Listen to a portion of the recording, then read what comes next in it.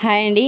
ఈరోజు మన గురూజీ గారు చెప్పిన యోగక్షేమం ఏంటంటే, ఎవరికైనా ఎటువంటి గ్రహ సమస్యలు ఉన్నా అవి తొలగిపోవాలంటే, అలాగే ఏదైనా కోరుకున్న సంకల్పం నెరవేరాలన్నా ఈరోజు సాయంత్రం ఒక గోమతి చక్రాన్ని తీసుకొని పసుపు నీటిలో కడిగి గంధం రాసి మహావిష్ణువు ముందర ఆ గోమతి చక్రాన్ని పెట్టి తులసి దళాలతో అర్చించాలి.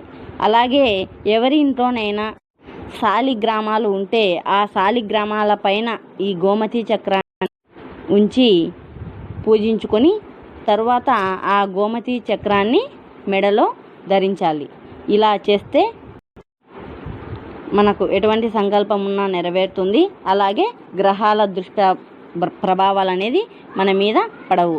మీరు కూడా చేసుకోండి. అలాగే నా వీడియోకి ఒక లైక్ ఇవ్వండి ప్లీజ్.